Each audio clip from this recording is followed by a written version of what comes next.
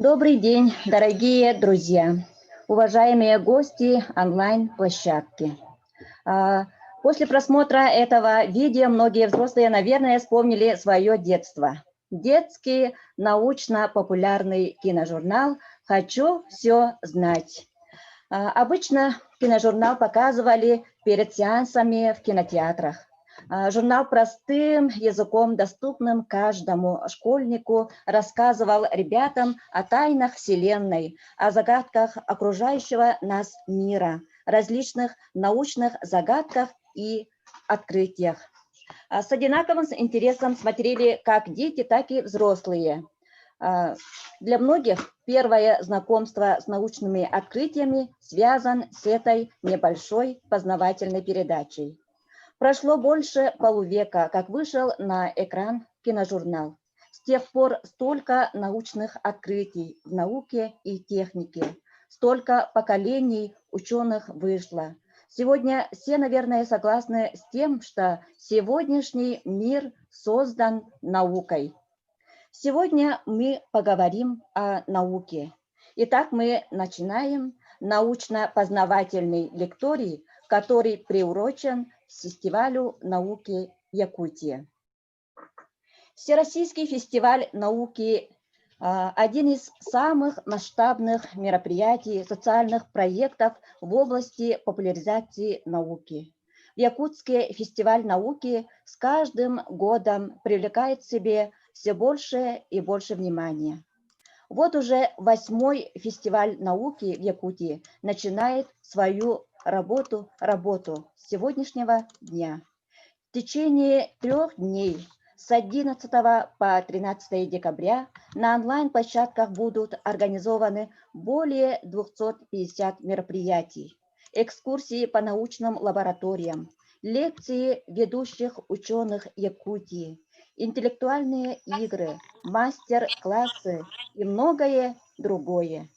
Цель фестиваля – понятным и доступным языком рассказать обществу о том, чем занимаются ученые, продемонстрировать динамичное развитие науки, техники и технологий, привлечь талантливую молодежь. Девиз фестиваля «Прикоснись к науке». Итак, в качестве лектора мы пригласили человека, преданного науке, кандидата биологических наук, ее проректора по науке и инновациям Арктического государственного агротехнологического университета Константина Константиновича Кривошапкина. Константин Константинович Кривошапкин, кандидат биологических наук, окончил школу с золотой медалью, выпускник Якутского государственного университета имени Максима Кировича Амосова, биолого-географический факультет, окончил аспирантуру отдела лихонологии и бриологии Ботанического института имени Владимира Комарова, Санкт-Петербург. Защитил диссертацию в Ботаническом институте имени Владимира Комарова в 1998 году по теме листостебельные мхи юго-западной Якутии. Специальность ботаника. Область научных интересов – бриология, мерзлотное лесоведение, геоботаника, растениеводство, овощеводство, садоводство.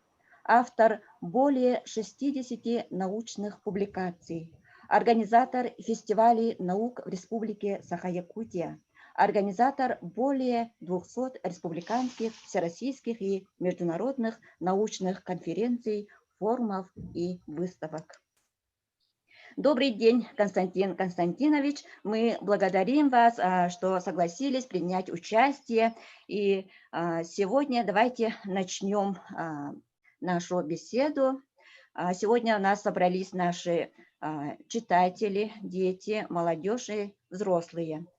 У нас время эфира, к сожалению, короткое, поэтому у меня к вам такое предложение. Давайте поговорим в форме интервью.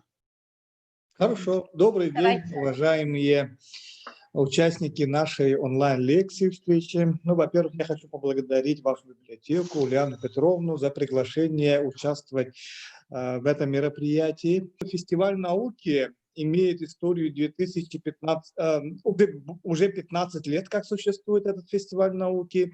И в Республике Саха-Якутия я был организатором первого, второго, третьего, четвертого, пятого и шестого фестивалей науки. Поэтому у нас имеется очень большой опыт, но в этом году формат проведения фестиваля науки, он уже другой и является онлайн или в дистанционной форме. Хорошо, давайте начнем беседу, Ульяна Петровна. Давайте. Ну, первый вопрос у нас такой. У каждого свой путь, свой интерес. Интерес к растениям был, наверное, с детства. Наверное, вам всегда хотелось знать.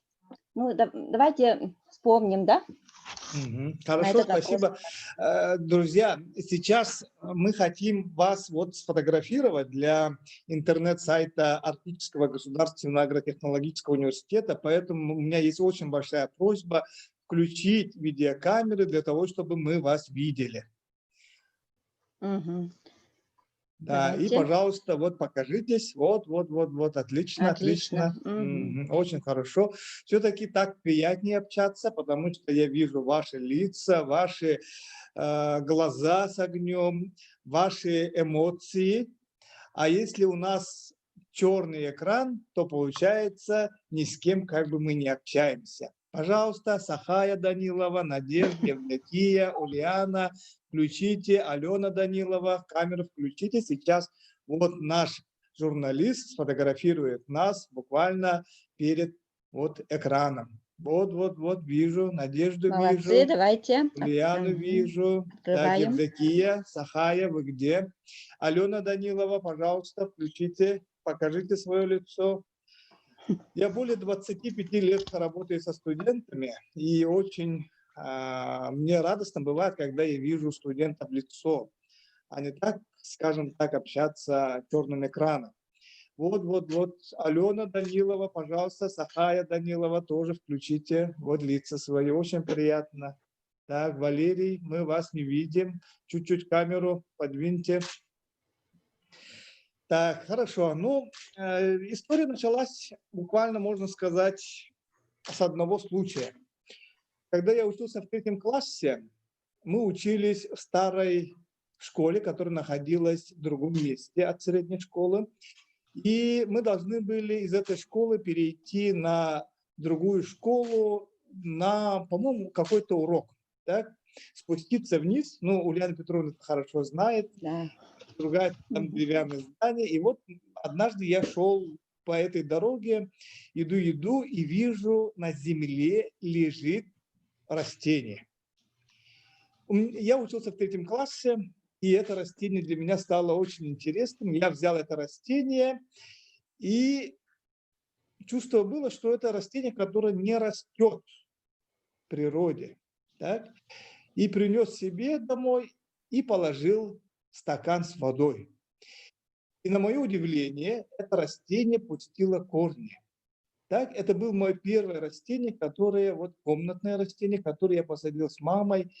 Там раньше были железные банки из-под компота. Туда мы положили землю и посадили это растение. Я не знал, как это растение называется.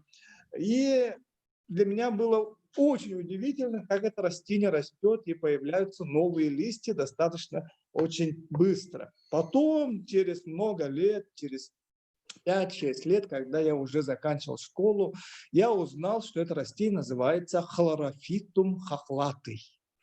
И вот этот хлорофитум хохлатый для меня стал, видимо, скажем так, символом, что ли, или же знаком от Бога, когда сверху мне сказали заниматься растениями. Да? И вот этот хлорофитум хохлатый, такие растения у меня дома до сих пор растут. У меня есть мини-ботанический сад, оранжерея, и в этом ботаническом саду в оранжерее у меня очень много растений.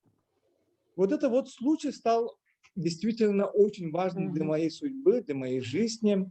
Я потом узнал, что школьники, они перевозили цветы с кабинета биологии в пришкольный участок и случайно уронили этот отросток цветка.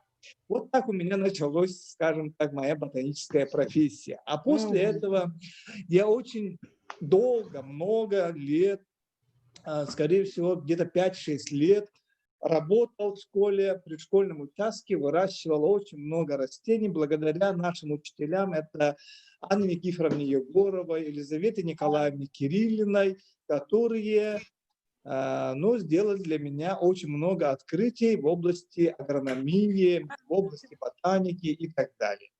Ну и, соответственно, конечно же, моя мама, которая помогла мне посадить первый цветок, а потом уже первые огурцы, томаты, которые у нас всегда росли, и мы с ними очень хорошо ухаживали, и урожай был отменный.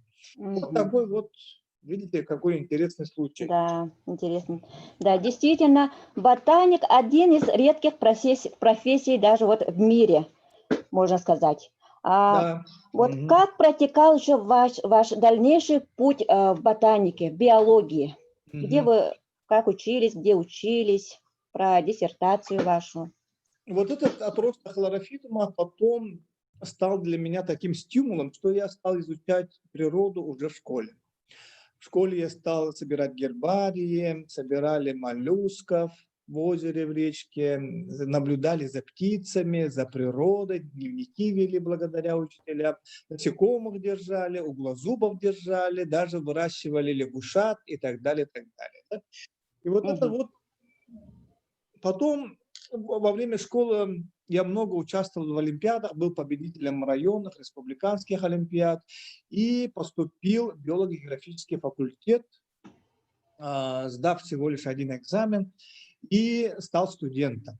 Да, и вот здесь уже началось серьезное обучение, когда уже и ботанику мы проходили очень углубленно, потому что направлений ботаники очень много, изучали очень много растений, и одним из самых запоминающихся периодов моей учебы вот в университете это было полевые практики. Полевые практики в Намском Улусе, в Хатарике, и полевая практика в Саныяхтахе, Алюкминском районе. Вот где мы собирали огромное количество гербариев, вот где мы изучали латинские названия, мы где изучали анатомию, морфологию и так далее, и получали первые азы профессиональной подготовки.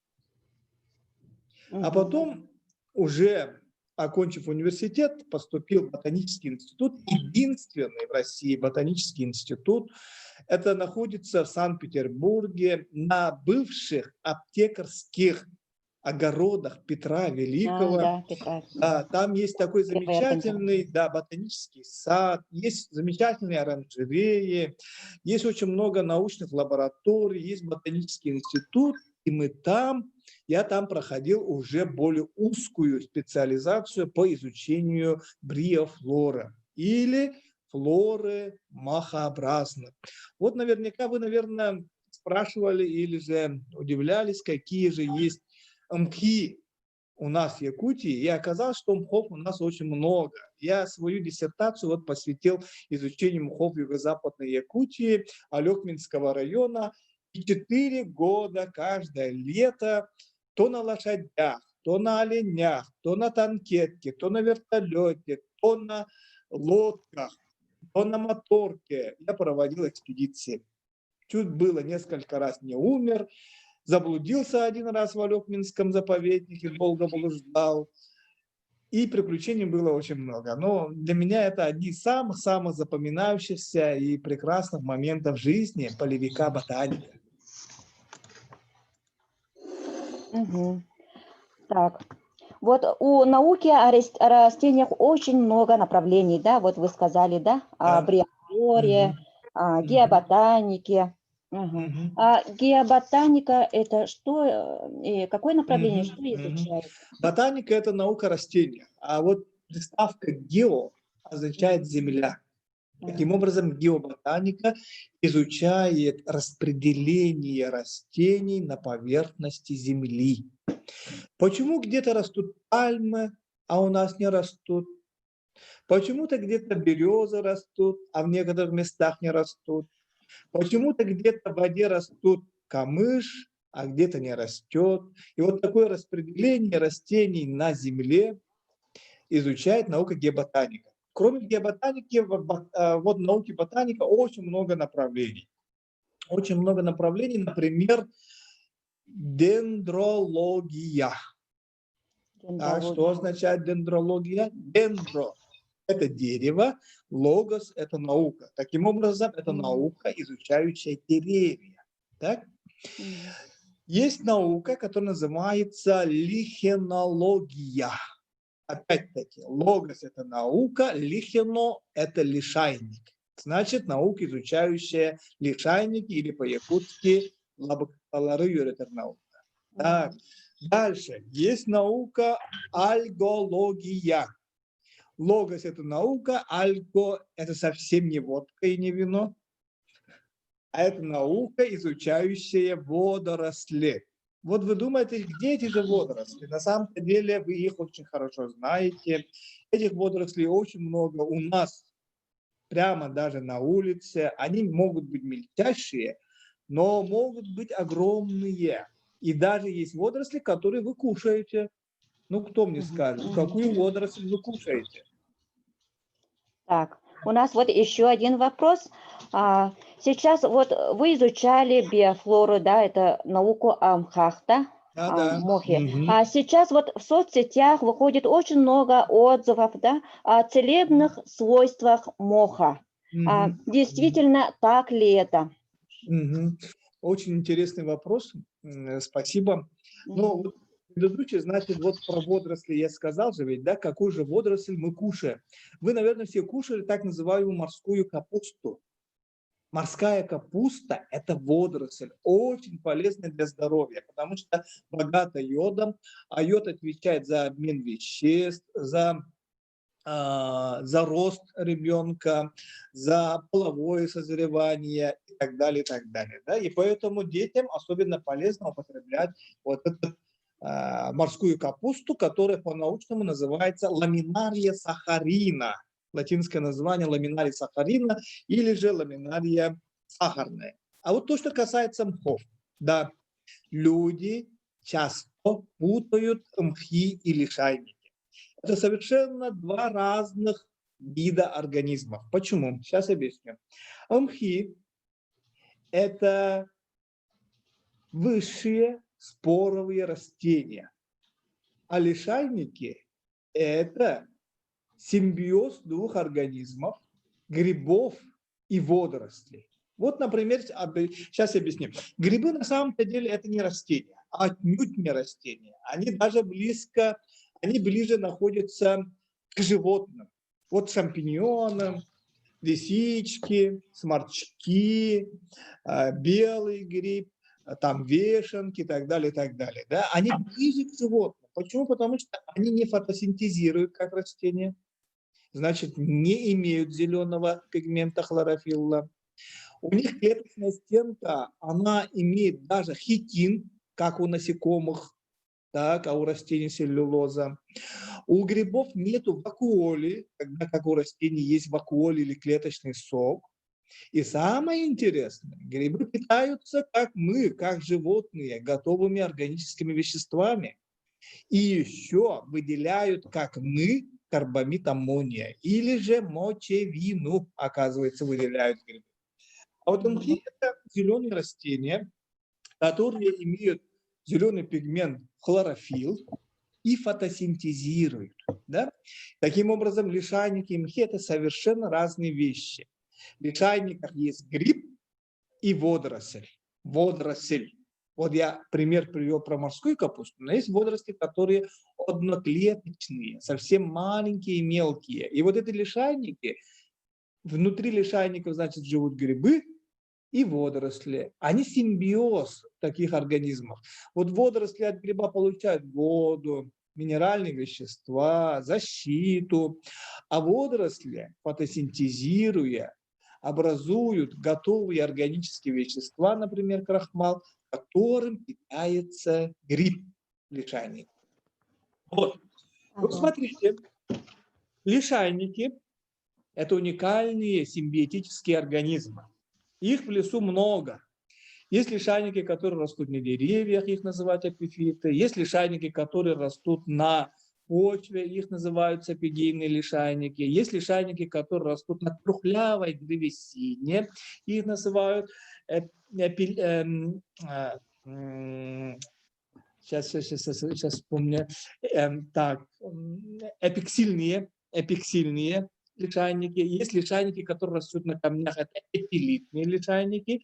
И вообще лишайники – это уникальные организмы. Вот сейчас говорят, что лишайники часто используют для лечения коронавирусной инфекции. Но дело в том, что лишайники, они растут очень медленно. Буквально несколько миллиметров в год. Значит, 10-сантиметровый или 5-сантиметровый лишайник вырастает в течение десятки и даже сотни лет. И за этот период лишайник может в себе сконцентрировать тяжелые металлы, может сконцентрировать радионуклиды, радиоактивные вещества, что очень отрицательно может повлиять на организм человека. Поэтому с ними надо быть очень осторожным. Но с другой стороны, лишайники, да, обладают полезными лекарственными свойствами. Особенно в медицине используются два вида. Это цитрария исландская, неправильно называют исландский мох. Это не мох, это лишайник или цитрария исландика. И второй вид, это называется уснея длиннейшая или уснея бородатая, длинный такой лишайник, который свисает обычно на ветках ели или деревьев. Вот. Так. А мхи, они, их тоже много, вы их знаете. Они зеленые чаще всего, но бывают так называемые болотные мхи. Болотные мхи сфагнум. Сфагнум – это уникальный мох, который обладает лекарственными свойствами. Вы, наверное, слышали, читали о том, что во время войны, во время Первой мировой войны, Второй мировой войны очень широко использовали сфагнум или мох. Почему? Потому что сфагнум обладает таким химическим веществом, как сфагнол на спиртовой основе и убивает бактерии и инфекционные микроорганизмы. И вот этот сфагнум использовался во время войн как перевязочный бактерицидный материал. Даже, и вот, да? Когда вот партизаны, например, да, во время Второй мировой войны, они живут, партизаны в основном в лесах же живут, у них не бывает ни медикаментов, ни лекарств, ничего не бывает. И вот они стали использовать этот сфагнум для того, чтобы лечить своих людей от гноя, от ран и так далее, и так далее. И вот благодаря сфагнуму, который растет в болоте, очень много людей были спасены. Вы даже не представляете. И вот благодаря сфагнуму даже ученые стали разрабатывать различные бактерицидные повязки, такие специальные ватоподобные образцы для того, чтобы впитывать гной, впитывать, скажем, вот этот вот вредные выделения организма. И вот этот сфагнум вообще очень уникальное растение, которое сейчас, к сожалению, мало используется. Хорошо? Так, продолжаем, Ульяна Петровна. Ага. И вот в сферу ваших научных интересов еще входит мерзлотное лесоведение. А вот сейчас многих волнует, да, глобальное потепление, да? Что вот по этому поводу, вот несколько слов-то. Наша республика Якутия находится в зоне вечной мерзлоты. Вечная мерзлота еще называется криолитозона. От слова крио – холод, лито – камень, зона или территория. Да? Криолитозона. Или сейчас правильно лучше назвать не вечная мерзлота, а многолетняя мерзлота. Почему? Потому что наша вечная мерзлота постепенно тает. И вот если вы видели в природе, да, то буквально в лесу через 50 сантиметров, через метр почвенного покрова летом приходит замерзший грунт. Вот этот замерзший грунт – Это и есть вечная мерзлота или многолетняя мерзлота. В Якутии у нас самые толстые слои вечной мерзлоты. По-моему, даже до 2 километров есть такие мерзлота, да, особенно в Вилюйской группе улусов. И есть боязнь, что мерзлота, поверхностная часть мерзлоты, из-за того, что у нас глобальное потепление, которое наибольшим ощущается в северо-восточной части Евразии, мерзлота начинает таять. И вот эти исследования ученых показали, что мерзлота, когда тает, образует так называемые полигональные бальджарахи, да, квадратообразные бальджарахи.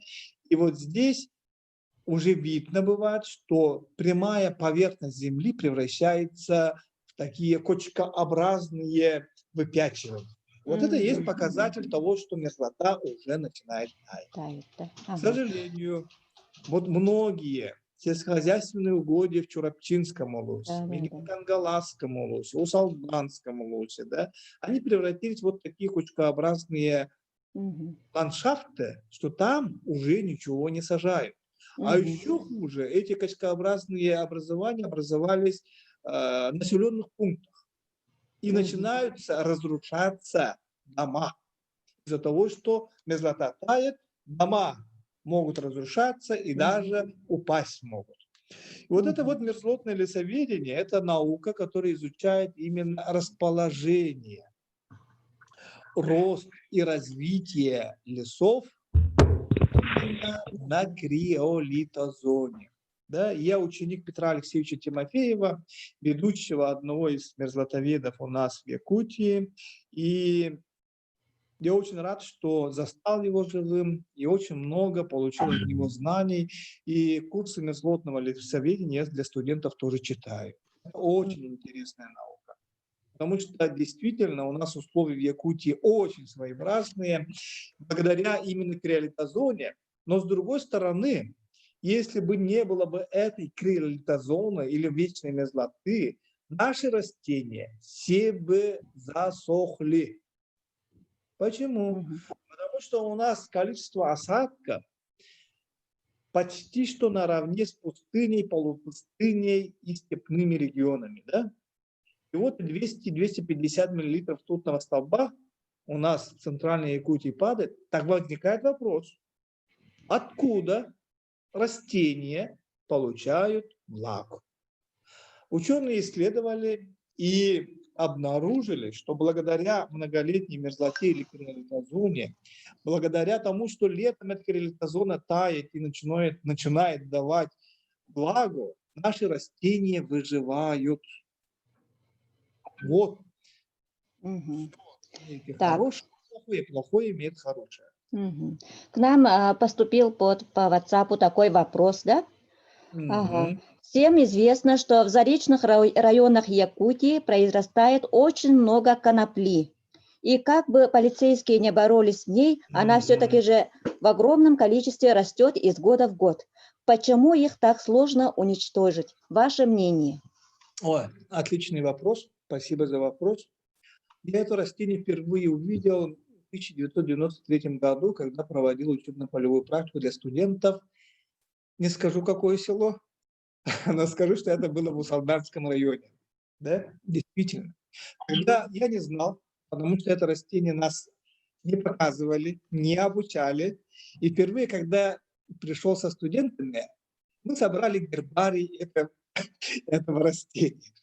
Много собрали гербарий, а потом приходим, начинаем сушить, и запах этого растения просто нас не убил почти. Да?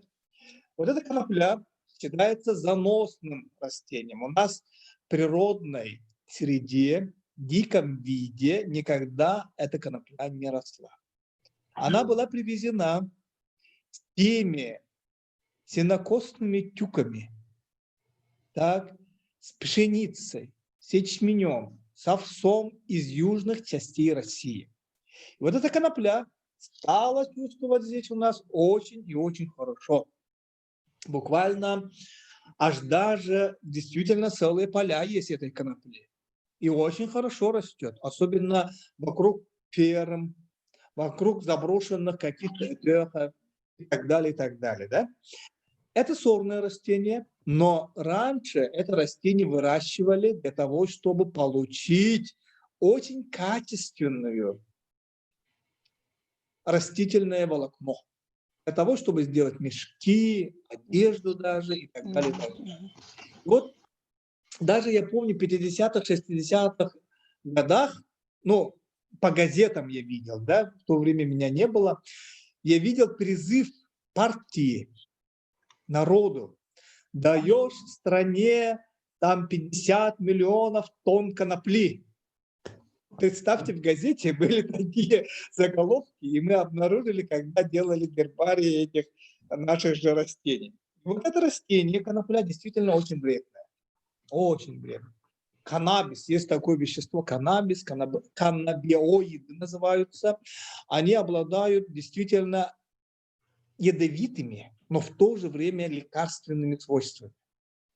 Но конопля стала применяться для получения наркотических веществ.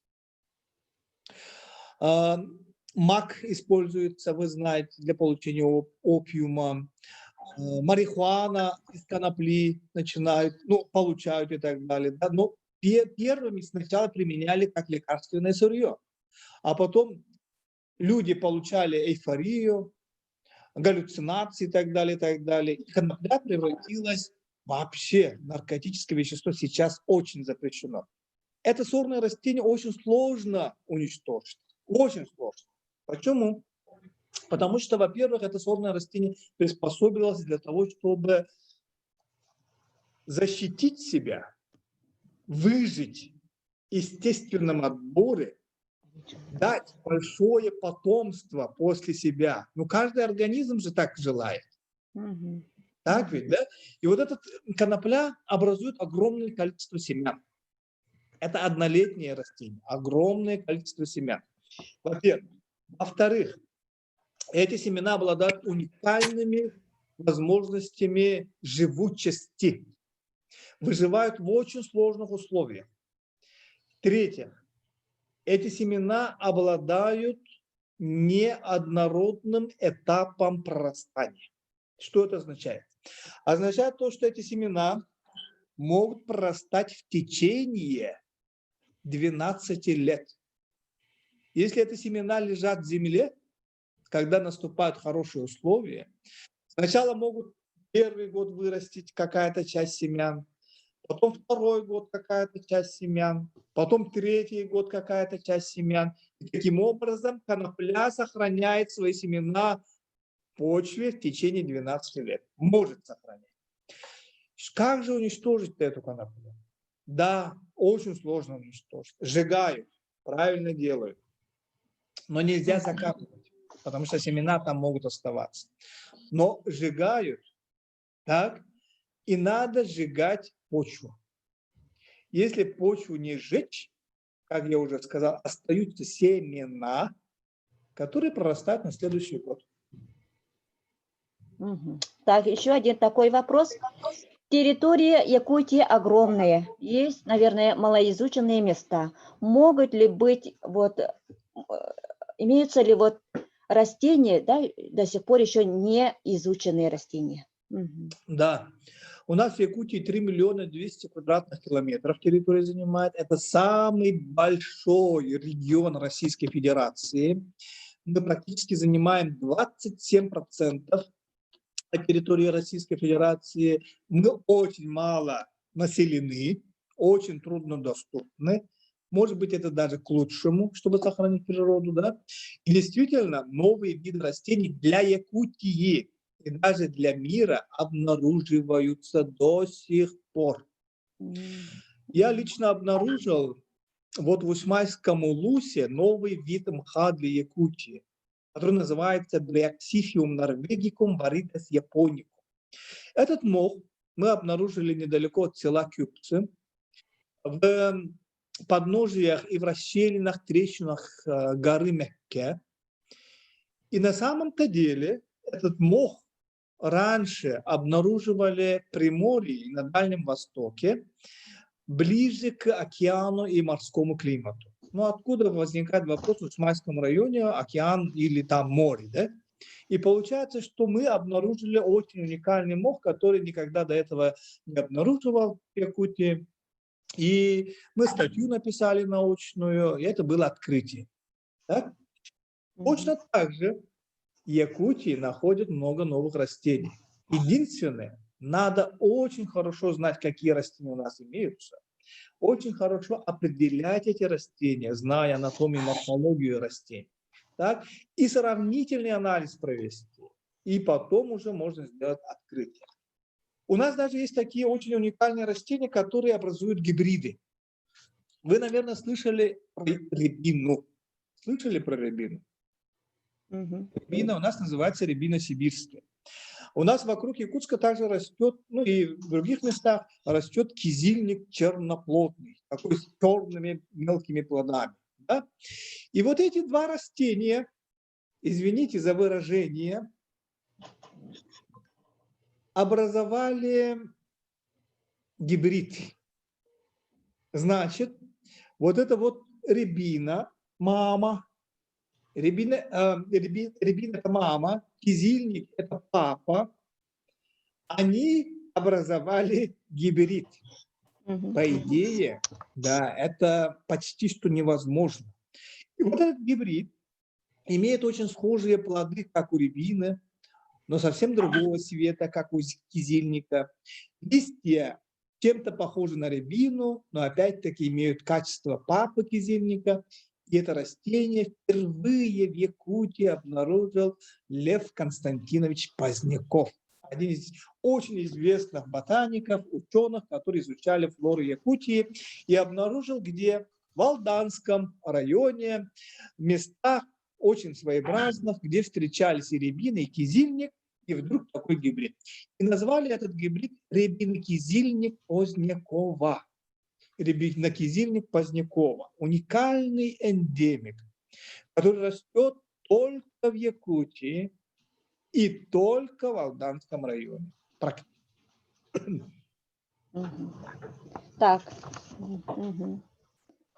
Пожалуйста, вопросы. Так, еще один такой вопрос. Так, есть ли растения в Антарктиде? Есть. Есть. Антарктида – это такой материк, который покрыт льдом, но по краю Антарктиды там есть места, где летом лед тает, и там достаточно много лишайников и достаточно много мхов как раз. Так, и еще такой вопрос. Многие жители воспринимают ботанический сад как место отдыха и вот не догадываются о научном статусе этого учреждения, да? Какие самые редкие растения растут в ботаническом саду в Якутске?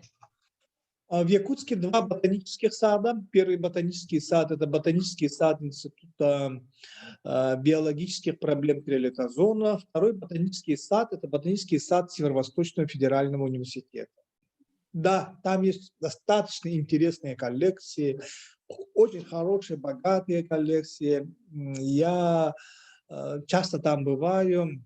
Там, да, там есть специальные растения, которые интродуцируют для того, чтобы изучать и для того, чтобы размножать. Там, например, есть такое растение бадан толстолистный, да, который у нас в Якутии встречается только в Южной Якутии, чуть-чуть. И вот этот бадан толстолистный очень красивый, декоративный и лекарственное растение. Да? И вот это растение в ботанических садах очень хорошо растет, очень хорошо растет. Есть ирис, например, ирисы, тоже коллекция ирисов очень хорошая в ботаническом саду. Есть растения, например, которые привозят с гор, выращивают. Много там растений, редких, хороших, интересных, которые потом ботанические сады делают реинтродукцию. Что такое реинтродукция? Это когда уже выращенные в ботаническом саду растения перевозят в природу, на природу и там сажают. Это называется реинтродукция. Мгм. Да, хорошо, еще. Так, еще вот такой вопрос. Если бы наше правительство, да, решило вот одно растение, да, памятник одного растения, да, Да. поставить где-то в центре Отличная нашего идея. города, да? Просто отличная идея. Какое растение вы бы предложили? Два Одно растение. растения я предложил бы. Первое – это памятник лиственницы, да, титмоска. Мгм, Да? мгм. И второе – сардани.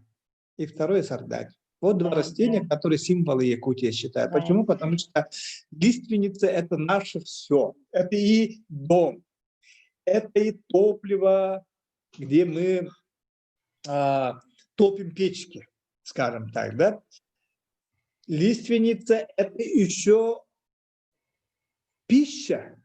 Мало кто знает, что это лиственница – это пища, но все ваши, скажем так, дедушки, бабушки, может быть, мамы, папы кушали лиственницу и сосну.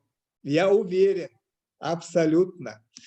Это называется без сутуката, это тицутуката денсахалы, да?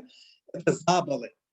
И вот ученые, которые посещали Якутию, Миддендорф, Мак, Каяндр и так далее, когда посетили Якутию и увидели, что чуть ли основным питанием саха были эти деревья, да, или заболонь без тицутуката, которые заготавливали весной, соскабливали, добавляли в молочную продукцию, и получалось у них очень интересное блюдо, которое называлось еще тар. Да? Тар, бутугас, тар и так далее, и так далее.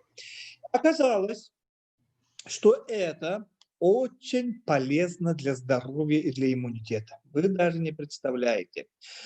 Если бы мы заготавливали в большом количестве это заболонь, то у нас и здоровье было бы хорошее, и продолжительность жизни была бы хорошая. Почему? Оказалось, что в этих хвойных деревьях есть уникальное вещество, которое называется дигидрокверцетин. Запомните, дигидрокверцетин, который повышает иммунитет, улучшает кровоснабжение, улучшает растяжимость кровеносных сосудов. Значит, нету ни инсультов, ни, скажем, гипертонической болезни. Вот если человек употребляет вот этот вот лиственницу и без сутуката, то у него иммунитет хороший, кровеносные сосуды хорошие и кровяное давление нормальное. К сожалению, сейчас мы забыли это. Олох себепти пытты. Кимемите сидде билигин без тицутуката. Сух поладя. Анатолий Евдокия Хохпалладе. Кем дебет билбе. Мгм. Но, с другой стороны, ученые все это исследовали и выделили из лиственницы дигидрокверцетин в виде порошка, так, и уже продают в аптеках. Вот я вам рекомендую всем покупать дигидрокверцетин и по одной таблетке кушать каждый день. И вот этот дигидрокверцетин продается в аптеках и будет улучшать ваше здоровье. Мгм. Но кто знает, как собирать вот заболы, весной соберите и кушайте на здоровье. Мгм. И такой у нас последний вопрос, да? Ваше хобби. Мы знаем, что вы коллекционируете кактусы. Несколько слов о вашей вот интересном увлечении. Это увлечение у меня с детства тоже, да. Но правильно, наверное, надо сказать, я коллекционирую суккулентов. Суккулент. Суккуленты – это такие сочные мясистые растения, которые накапливают воду в своих листьях, стеблях и имеют возможность выдерживать долгий период иссушения. Они часто растут в пустынях, полупустынях, в степях. Даже в Якутии есть суккуленты. Например, чуток или радиола розовая, есть зайчья капуста или горноколосник, которые тоже относятся к суккулентам. И вот эти суккуленты, они очень интересные в том смысле, что долго могут жить без воды. Вот когда я уезжаю или в командировки, когда уезжаю в экспедиции, эти растения ждут меня и не умирают. Они настолько крепкие, хорошие, и самое главное, они замечательно цветут. Они настолько красиво цветут, но их нужно ждать и делать так, чтобы они цвели. Да? Например, декабристы. Декабристы вы, наверное, все видели, знаете, как красиво цветут. Есть кактусы, которые цветут божественно, умопомрачительно, фантастично. И если зацветет кактус, то вы никогда не забудете этот момент. Почему? Потому что многие кактусы цветут только один день, а могут жить 10 лет и не цвести, а потом зацветут и один день только цветут. И вот когда я был в Мексике, в США, там кактусы опыляются ночью, поэтому они цветут вот один день, а потом умирают. И опыляются-то в основном или колибри, или летучими мышами, которые прилетают ночью и кормятся пыльцой огромных размера моего лица цветками. Вот представьте, вот это умопомрачительно. Большое спасибо, Константин Константинович, за интересную встречу. Думаю, наша встреча прошла насыщенно, интересно и вызвала еще больше интереса к науке у наших читателей, гостей. Мы сегодня действительно прикоснулись к науке, и это главное. Желаем вам дальнейших успехов, великих достижений, жизненной энергии и бодрости, искреннего счастья и крепкого здоровья от имени Республиканской библиотеки для слепых. Спасибо всем, кто сейчас был с нами. До новых встреч! Спасибо. Спасибо.